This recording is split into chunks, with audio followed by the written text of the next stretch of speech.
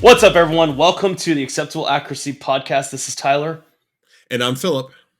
And today we have a very important topic to talk about. Of course, here at Acceptable Accuracy, we like to be fun and candid and goofy, but this is something that is very important, this topic of discussion. So, Phil, what are we talking about today? Yeah, we're going to talk about your ability to vote, number one, and your ability to vote for your rights, specifically the Second Amendment. Uh, the Second Amendment, obviously, always under attack, similar to the First Amendment, right? And unfortunately, while the First Amendment enjoys a decent amount of protection from what I would guess you would argue from both parties, the Second Amendment typically only enjoys protection from the Republican Party or Libertarian parties, right? So I know there's a lot of static out there. There's a lot of people telling you to go vote. There's a lot of people trying to influence your ballot and trying to get you to vote for one party or another. You've got both candidates telling you that they are pro-gun, but there's also a lot of lying. We are, despite our constant joking about being sponsored, we do this podcast for fun. Obviously, we're part of the Firearms Radio Network now, and they run sponsorship ads before and after us. But we're still fairly new on the scene with podcasts being, I think it's number 34. But we are not driven by anyone other than ourselves, hoping for you to get out and flex your right to vote to save our right to bear arms. So, Tyler, what are your thoughts on that, and our thoughts on voting, and your first kind of take on the Second Amendment and how we can continue to preserve this right for generations going forward? I mean, kind of going with my perspective, it's kind of weird because I would still consider myself very new to the firearms community. I guess I'd say more intermediate now. I've been shooting guns now for 4 years, which is kind of crazy to think about. I was part of that big wave of gun buyers in 2020. So thank you for that, Democrats. You are the best salesman for guns. So I'm like half You're not joking. wrong. Oh, hey, there goes my alarm. So don't know why that went off. That was but your alarm to go vote early, if I remember correctly. It was because good job, buddy. I am gonna go vote today. Which ironically, because Phil and I were chatting, he's like, "Dude, we need to do an episode on elections," and I said, "Yeah, we do." I am literally getting dressed to go right now. It's like perfect. Let's record right now. I'm like, all right, let's do it. So but going back into that, it's very eye opening to kind of see. I can't imagine just in the past 4 years, I think of what I've already personally seen and how the Second Amendment has been attacked. I think of the pistol brace, the attempted pistol brace ban by the ATF, which was very unconstitutional. And I believe that's still an ongoing thing. Of course, getting the bump stock ban unbanned. And of course, I think of how you have one of the candidates going out and saying, this was back in 2020, saying we need to ban assault rifles, which is very interesting to me, even though I was like, what do you mean by that? What do you mean by assault rifles? But all that to say, we have kind of like what Phil's talking about with our First Amendment. We have our First Amendment because we have our Second Amendment. We have all of our amendments because of the Second Right. Amendment is Yep. what protects us as Americans. It's funny. I was on Instagram, I think this morning, or actually it was last night, and I was kind of I was doom scrolling, I'll admit it. And you had this one person who was actually kind of, I've seen this post many times, but it's just funny seeing it again. This one famous actor who kind of spoke about how Americans have millions of firearms. And basically he said, wouldn't it be nice if you were to give give all of your firearms to the Ukrainians to protect themselves? And someone replied, that's exactly why we have it, because if we are ever under attack, that's why we have our guns, whether it's foreign or domestic. Yeah, So and I think the Second Amendment, like Tyler was saying, is truly a check on the rest of the amendments, right? There's a reason agreed. why it's number two, and I think a lot of politicians tend to forget that on both sides of the party. You've got Democrats who are typically very anti-gun. There's, I guess, what you'd call like a blue dog Democrat that is from a state, like Alaska, or maybe out in the plains states that may get elected to a position, but they do tend to be either like non-committal on the Second Amendment, which is almost as bad as voting against it, or they may actually have some pro Second Amendment stances. But in general, the Republican Party is the party that typically chooses to protect their Second Amendment rights, whether it's out of their personal beliefs or out of just the sheer pressure of having, if you're a Republican and you are against the Second Amendment, you're not going to get votes, right? Because it is one of the Hmm. distinguishing differences between the Republican Party and the Democrat Party, right? Not to say there aren't rhinos out there who are against the Second Amendment, probably personally, and then maybe they're kind of wishy washy on it. But there are definitely politicians out there who are very strong on the Second Amendment. Um, I think of like, and I know he's not necessarily, actually, what if he is national level now? But Blake Miguez down from Louisiana, former top shot contestant, is like super pro Second Amendment. Is it Massey as well? I think he's got like the family Christmas photo of them and all their firearms and everything, which I thought was I don't know. hilarious. Well, I also think of like Lauren Boebert. You know, Yeah, like I think of how she before she even got into politics, she owned a restaurant and she required all of her staff to carry guns. that's funny. And that, I mean, Hmm. yeah, I think again that I guess if you're going to work there, you also have to be believe in your Second Amendment rights, which Yeah. is kind of Well, cool. I think a part of it too. What it was a lady, like it was all women who worked at it, or at least all the waitresses were women. So she required all of them to carry, so this way they could protect themselves in case they're ever harassed. It's interesting because some people would use that to say, well, you can't require somebody to own a carry a firearm, and that's fair. But they also don't have to choose to work there either. It is a free Exactly. country. Hmm. And then the left likes to point out the like all the European countries that don't have guns and don't have issues, right? But I think of Switzerland, where all adult age, at least males, and I think even women as well, are required to keep a firearm at home. I'm sure you can get an exception for it. And then actually, they're required to qualify. I forget how often it is. Actually, we just watched a podcast on this. Or sorry, I watched a video on this about how like the Swiss can actually keep they have guns at home and then they can actually keep ammo at home because there was some rumor going on that you couldn't have both. Anyway, just the point is, if you look at the history in Switzerland, being in the middle of Europe, going through World War One and Two, and truly being able to remain independent because all of their citizens were armed. Now there are many other reasons, but that's just one example, and that is the intent of that nation to remain independent is by arming their citizens.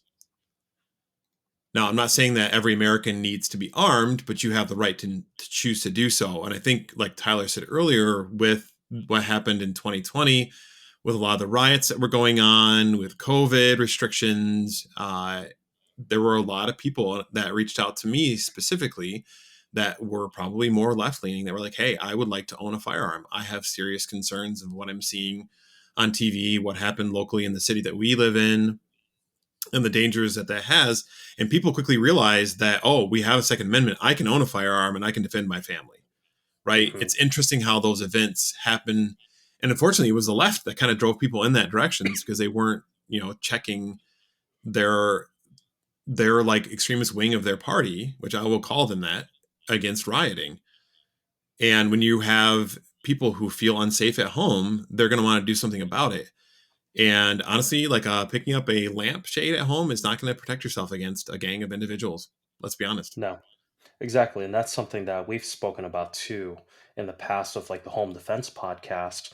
How in the past it used to be maybe one, maybe two people that would be breaking into a home, but now bad guys are they hunt in packs now. They like to go with groups because they realize like, hey, we might get retaliation as well. Granted, the moment that usually many times you look at these like video cameras or whatever security footage. And the moment that a homeowner fights back, especially with the Yeah. firearm, they They run all away. run.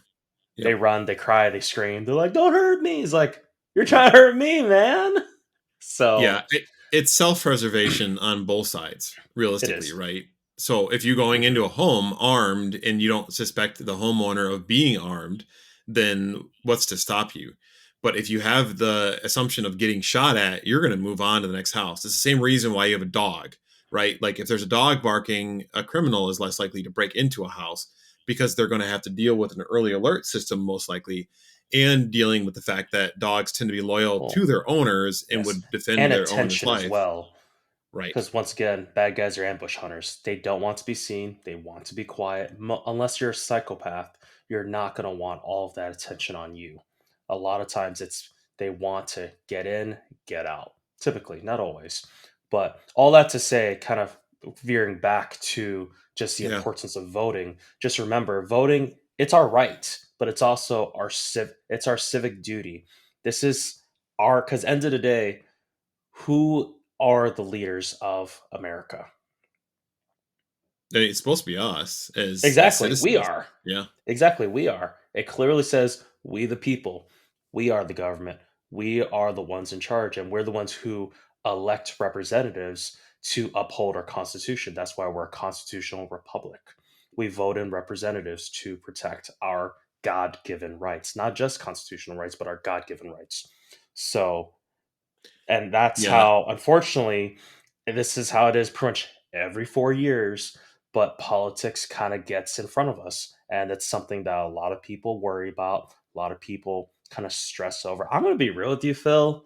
I have no Yeah. idea what's going on. I know it's important, but I'm kind of at that point where I know who I'm voting for, and I'm not really going to keep up with the news right now.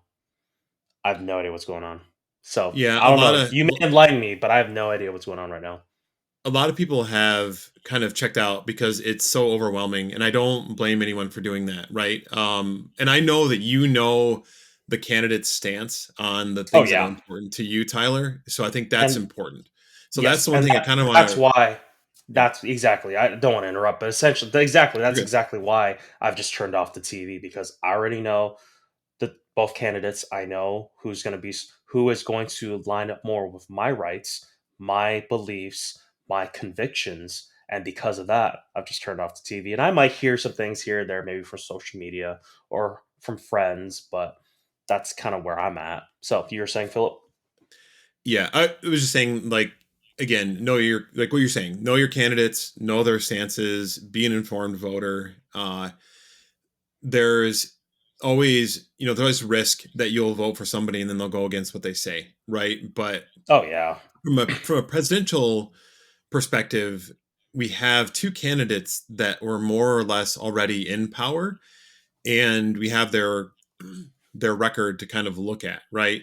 Yes. So looking at and what they've said outright.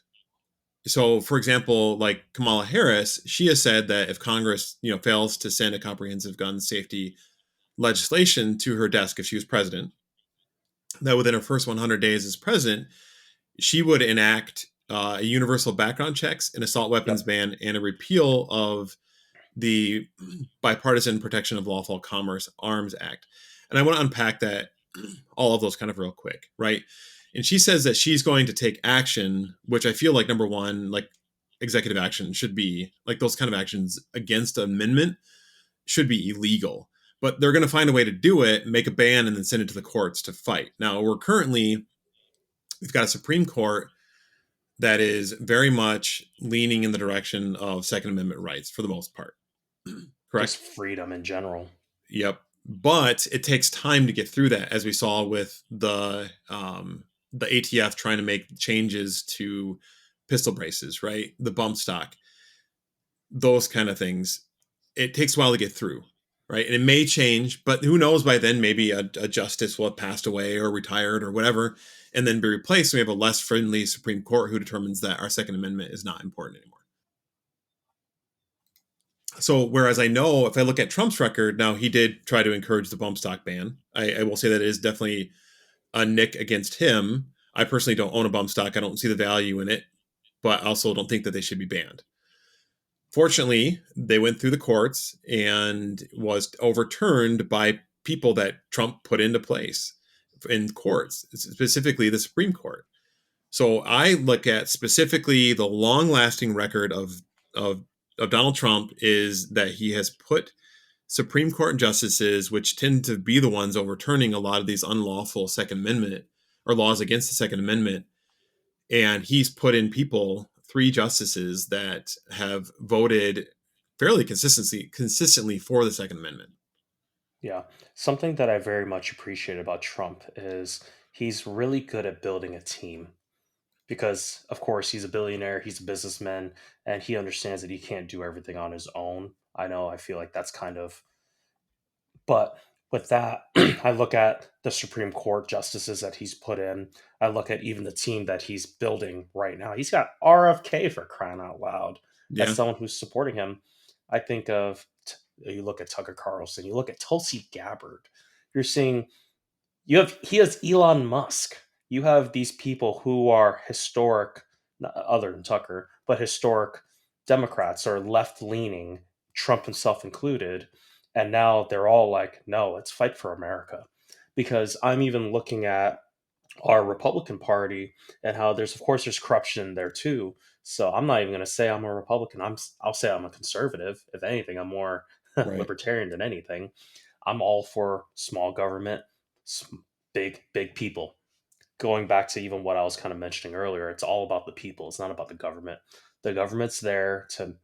The government was enacted. Of course, I'm a Christian, so I will make it very clear in my beliefs in that. But government is a God God ordained institution that He created in Genesis chapter 9, and it was there to protect, to stop us from killing each other.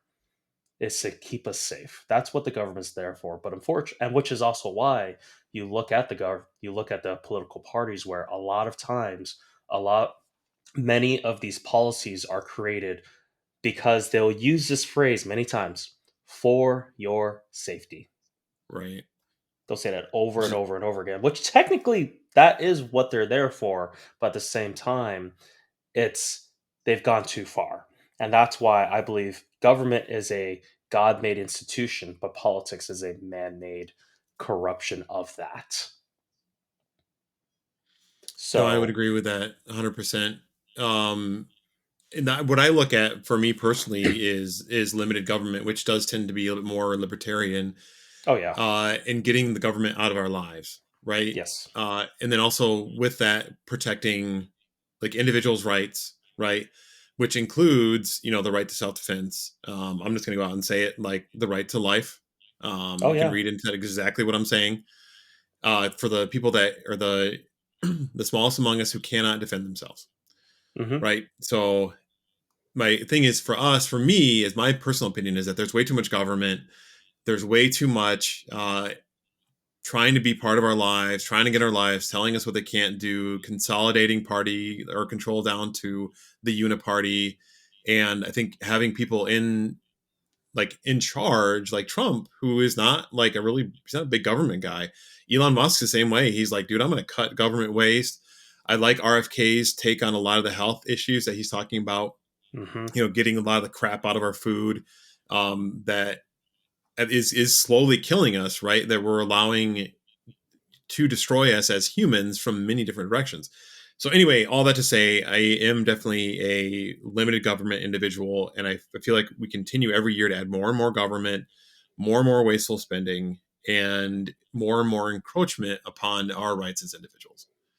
Which again, what we're kind of the last line of defense in the United States. There's no real countries out there that have more freedoms than we do, and if we fall and we're no longer that example to the rest of the world, what's going to happen to the rest of the world, right? Hmm. So just being like, it sounds like maybe I'm over exaggerating stuff, but this is definitely a very pivotal election, as is any election, but it's also pivotal to the future of our world and everybody's rights, like worldwide, right? We tend to be, no matter how wrong the United States can get and is, and very on a lot of stuff, right? I look back on our history. We've done a lot of things really wrong, but we've also fixed a lot of things.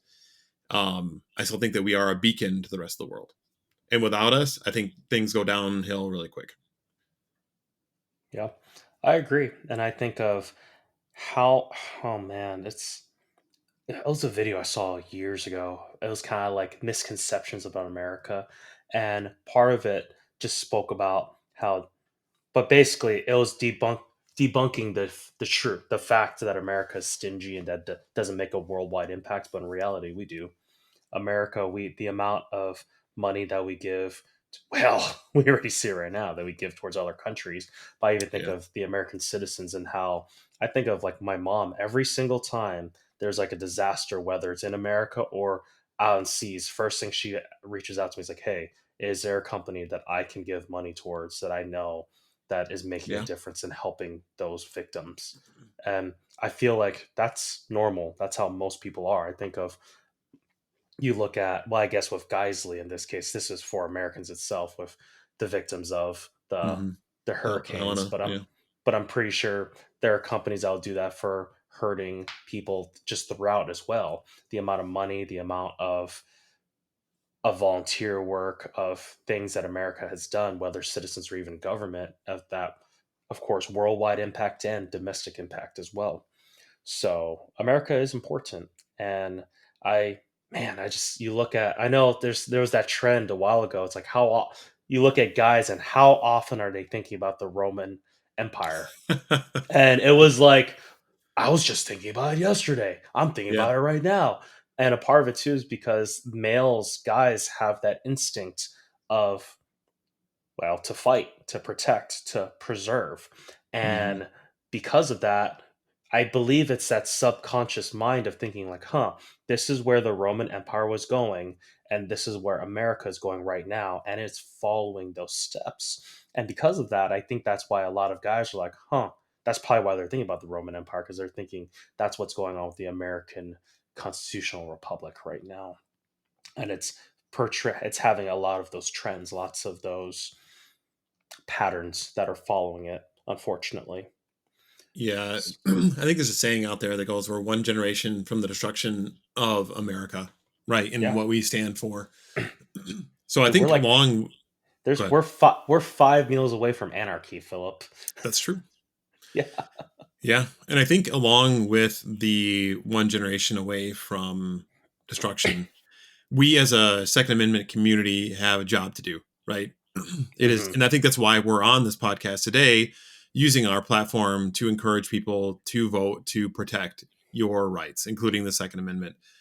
Along with that, we also have the, like, what's the requirement? But we should, as Second Amendment advocates, take people out to the range to go shooting people that have never shot before, help them understand what it's like to fire, and like take away some of the mysticism behind, scary black rifles, pistols, and that alone, I've done that for quite a few individuals actually, has removed that like media driven perspective on firearms ownership from them, realizing that this can be a safe, uh, not only like a pastime, but obviously importance again with the Second Amendment and our right to defend ourselves. But being able to take people out, show them what's really going on, making sure that you're voting, making sure that you are donating to organizations like FPC, Gun Owners of America, that are using that money to defend your rights in the court system, right? Hmm. And I know that, like Tyler, you're a big proponent of that as well too. I guess what other advice do you have for individuals who do want to get involved and make sure that our rights are not slowly eroded? Like, how do we influence that next generation, Tyler? I mean, in order to, it just depends because I think of for me, I got into firearms because let's be real, because of fear. It was because I was scared. I was scared for my life. It was at a time where I was in a serious relationship with somebody, and I was very serious about marrying this person, and I just bought a new home, and I see the riots were happening. So I just think to myself, like, what am I gonna have to do? I'm like, well, I'm gonna have to buy a gun to protect myself and my future family. And I just think of during that time, I remember just talking to people who I knew were gun people, and I got their advice. and they were all very, very kind, very instructive. Like, hey, this is my recommendation. This is what my thought. And of course, they gave me some fair warnings. One guy said, "You're Tyler. If you just so you know, if you go through this door, you're never gonna stop." I'm like, "Yeah, I will. I'm That just gonna buy a is so shotgun and true. that's it." Then I Yeah. bought a concealed carry pistol. Then I Yeah. bought another concealed carry pistol. Then I bought Yeah. a concealed carry pistol that I use for competition and pretty much everything else. And I bought an AR. I bought another. And exactly, the list kind of kept going on and on and Yeah. on. I'm like, when's it gonna stop? It's like, it's probably not going to, you know? So, but all that to say, kind of like what Phil was saying, surrounding yourself with people, it's making sure that there's always going to be like that 1%, not even 1%, but that less than 1% of people who are just jerks in the firearms community. Mhm. But it's making sure that you are open and kind. And of course, not only when people are like, you're taking them to the range, like you're kind to them, but it's always being a good man, being a good woman, someone who is clearly has a good mind and good head on their shoulders, someone who is, of course, a strong leader, someone who is influential, someone who is just like, hey, this is someone who I respect. So this is someone who genuinely cares about me. And when that happens, I believe that's when they're like, hey, because fortunately and unfortunately, I am very open about my experience with firearms. It's all over my social media. So everyone knows that, well, most people, at least all the guys know that I'm a gun guy and I'm okay with that. Does that make me a target? Unfortunately, yes. But at the same time, that also means people are coming to me and asking for my advice on guns as well. So that's the trade off that I've personally made. But at the same time, hopefully that means the other gun guys who aren't as known are having my back as well, which I know they do. So unless it's Phil and I'm his EDC anyway. So That's so true. I did just order a new carry gun though that'll make my life so much easier and more hey, comfortable for I know, carry. So hopefully we I pick it up know, today. my Um man. yeah. But and So I also guess go ahead. no, I just want to say, of course, now for me as a pastor, I do want to, for Christians who are listening right now, and really just anyone who's listening, but I do want to talk to Christians because stats tell me that only 50% of Christians are registered to vote, and only Mm, 20% of those 50% voted last in our last that's wild cycle. to me. That is wild to me.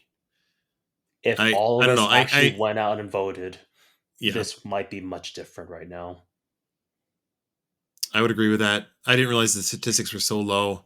Yeah. I guess it was always ingrained in me from like when I my parents always voted. So I think there's a lot Hmm. of like seeing what your parents do and then repeating that and then also again having issues that I am personally very passionate about and making sure that I do get out and vote. In fact, I've early voted this year as well too. I've already voted at this point. Yeah. Um I'm literally about to vote in like 30 minutes, essentially. yeah, and I people may get upset about early voting whatever and it is what it is, but there are limitations sometimes where let's say something happens on election day. Now I don't have to worry about it because it's already taken care of, Exactly. right? It's funny Which I think because I'm okay with. I know, I was very back and forth because I was very, very, this was literally just as a few days ago. I was thinking to myself, I want to vote on election day. I want to go in and do it then.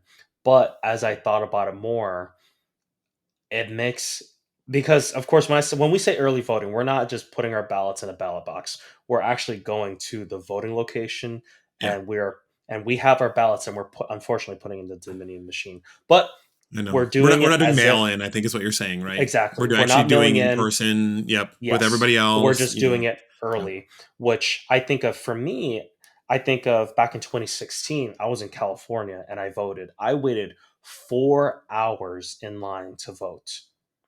Yeah, How many people would have turned away if they saw the line was that long and they didn't want and they're like, I don't know if I have the time or if I just don't care to wait that long.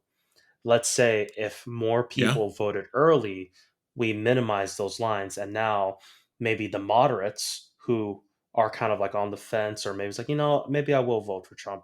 Now they or vote their rights, vote their values rather, which actually, I'm just going to say it right now. I am voting for Trump. I don't care. I'll yeah, admit bro. it. So that's who I'm voting for.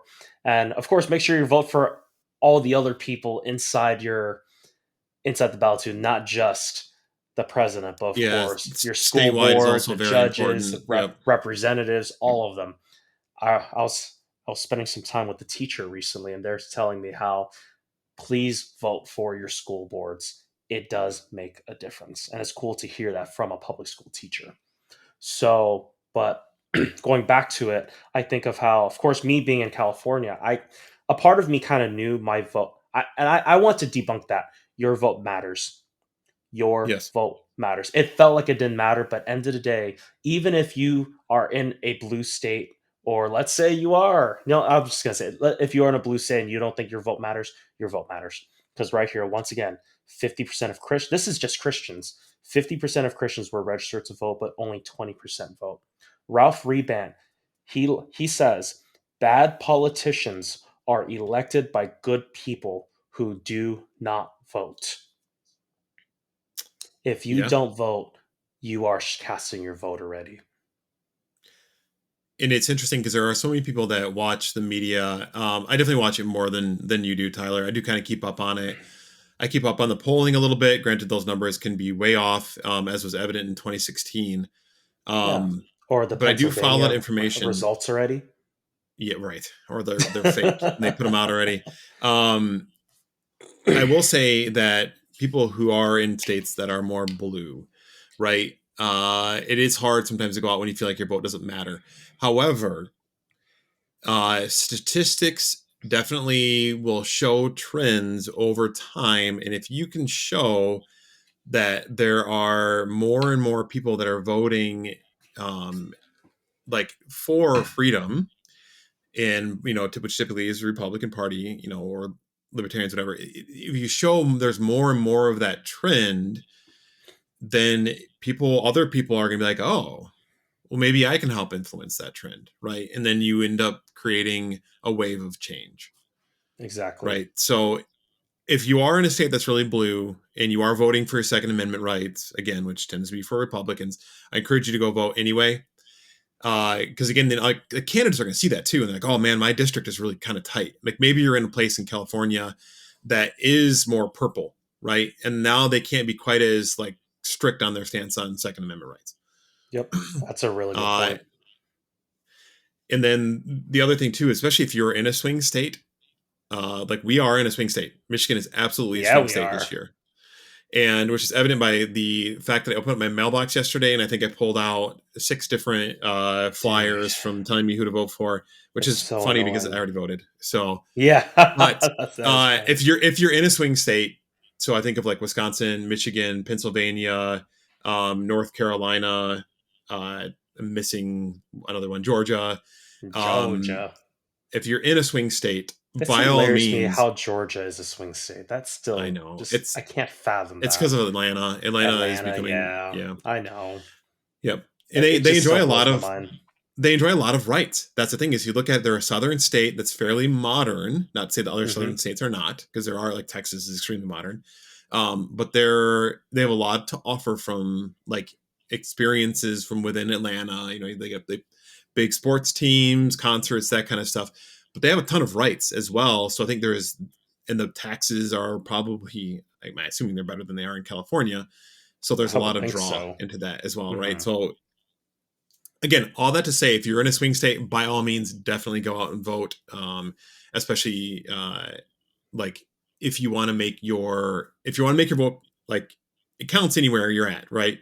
But you can make a difference. If you can get enough people. Again, that's why we're talking about this today. If you can get enough people to go out and vote for our rights, then we'll preserve those just a little bit longer. Yeah. So my question for you, Phil, is let's say you are a conservative and you live in a very red state like Texas or Yeah. Arkansas, let's Yep. say, Go and the vote anyway. polls are showing that Trump is like Yep. demolishing Harris. Right. Well, should I still go out and vote as a Republican Oh, or a absolutely. conservative? I But the know it's funny polls are because telling me that I'm winning. we're like, go vote if this, go vote if that, go vote if that. But no, you should always vote. Yes, there's always that risk that there's going to be somebody on the other side who's doing exactly what we're doing right now, trying to get the other side to go out. Because Texas is closer than people think it is. Like I know people don't realize it. it's yeah, I'll admit I got a little worried last election cycle because I saw Texas. I Whenever I think of Texas, I think red all the way. But then I was seeing the numbers. I'm like, this is a lot closer than you think because you look at the cities like Austin, San Antonio, Houston, Dallas, all of these big cities where it's like, hey, it's more than just Austin now, guys. I know I know some people joke and say Austin's basically just a California city in Texas, which I mean basically is. But hey, they probably have really good right. food though. But all that to say, your vote matters even if you are in a very red state, or let's say you're in, or the polls are showing that your candidate is demolishing. That doesn't mean you shouldn't go out and vote. You still need to Yeah. go because not only is it your right, but it is your civic duty to do so. Well, and I think of Florida, right, Yeah. where DeSantis won in a massive red wave, right? Yep. That again, going back to statistics and going back to how politicians read that, they'll see something like that and they will say, "Whoa, there is a big desire and need for the beliefs of the party, the what DeSantis ran on, right?" And I think he was even able to lift up other areas that were maybe a little bit more purple. And I think was it the Miami area or was some area down there that went red for the first time and Dude, he got the like Hispanic vote. He got, yes, yeah, that's which like is another insane. good call Yeah. out too. Like Hmm. if you, it doesn't matter who you are. I don't care who you are. If you're an American citizen, like without any felonies, you should have the right to like bear arms, right? So I don't care who you are. If you're black, yellow, purple, green, blue, whatever it is, I believe that you have What that is right. And purple? somebody who lost oxygen. I don't know. Anyway, so if you believe, I Oh, believe that okay. I believe that you have that right to bear arms. Some people will be like, well, Republicans only think white people should have gun. That's a lie. No, Let's 99% of say all gun owners I'm are going to be Asian. like, oh, yeah, yeah. I believe that everybody should have the right to, Well, I am defend white themselves. adjacent now, so thanks for that, Washington. Anyway, Tyler, we're at about where we wanted to be from a time wise on this podcast. What do you have for your closing thoughts? Once again, going right back to it, guys. I know there are so many common barriers, like feeling your vote doesn't matter, a distrust in the system, maybe even lack of knowledge of your candidate. But sometimes all it takes is a quick Google search. And your vote matters. Your vote is important. It is your right to do so, and it is your civic duty. If you do not vote, that is a vote. So just go out and vote. Your vote matters. Be seen and be heard because we are the leadership here in America. We are a constitutional republic. So let's make sure that our God-given rights are protected because unfortunately, whoever is in leadership, it does matter. But end of the day, it is not about the donkey or the elephant. It's about the lamb. It's about Jesus. He's in control no matter what. But just because he's in control doesn't mean we cannot do our due diligence as well.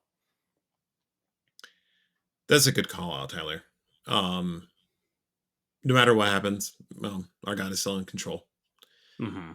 And to your point, though, like there are a lot of innocent people out there who are depending on us to vote.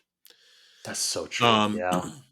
Whether it's our children that we're protecting, again, the unborn, that kind of stuff. Get out and vote. The other thing I will say is that politicians are politicians, and they're going to do politician stuff.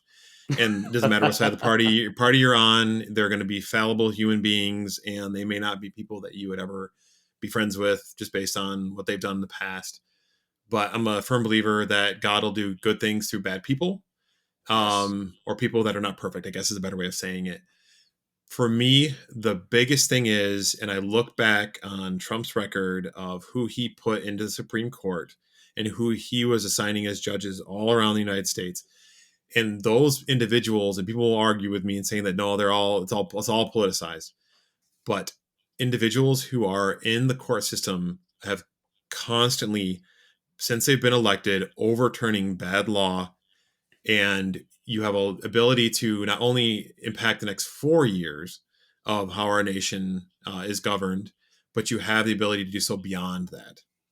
Like, I think of any other Supreme Court justices that may decide to retire during another Trump presidency so that they can put a younger, conservative, or I should say not even conservative, another judge who believes in the Constitution into a seat on the Supreme Court or any other court around the United States, right? So for Hmm. me, that's the big thing, because I tell you, I keep seeing all these laws that get overturned, and it doesn't matter how these politicians like they try to fight and change things. The right now stuff keeps getting overturned into our favor from a Second Amendment perspective. Anyway, all that to say, go out and vote. Make sure that you're reading about your candidate, how their stances are on the Second Amendment, because if you're listening to this podcast, chances are you are pro Second Amendment. I would think And so. yeah, I would think so. And you never know. You never know, right? Exactly. If not, and you are curious about it, wanting to learn more about it, feel free to reach out to us at acceptableaccuracy@gmail.com or DM us on Instagram. We'd love to Absolutely. answer any questions or chat with you. Sweet. With that, go out and vote.